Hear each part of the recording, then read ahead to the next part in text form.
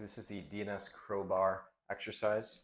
What we need to do here is on the floor, we can have our hips at about 45 degrees, our knees again at about 45 degrees. They don't have to be perfectly up to 90 degrees here, 90 degrees there. You can just kind of hang out in this position, that'll work. I want you stacked on these two shoulders. So think a line from one shoulder into the other, and then make as much space between those shoulders as you can. So from here, we're going to get in this position like that. So my left shoulder is away from my right shoulder as much as I can get them.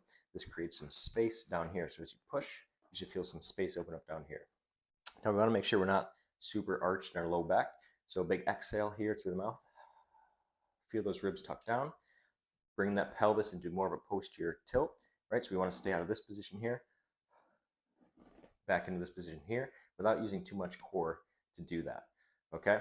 Now from here, you're going to be driving your elbow into the ground, and we're just going to post like that.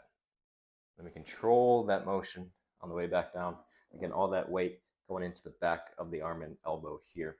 Now, some things to keep in mind as we create this shoulder stack and separation is to bring this top leg, and we can kind of use that for some help, where we bring that back leg to help counterweight our hinge forward. So if you pay attention to that back leg, as I come forward, this back leg comes back, and then it comes back as I go down.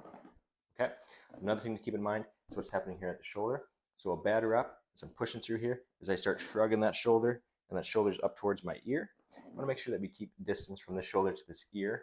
That doesn't mean doing this, just means keeping a neutral neck and just keeping that shoulder down as we do it. And you'll feel that you're working that rotator cuff and those shoulder muscles even more as we do that. Okay? And again, pressures through this bottom side elbow as we move forward and back, slowly moving forward, staying pressurized and strong through the core, not overextending, keeping that positioning, that stacked position as we do it, nice and slow.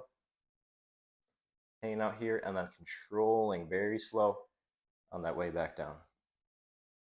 Eccentrically loading all those muscles and supportive muscles of the rotator cuff and shoulder. Okay, go ahead, give that a shot.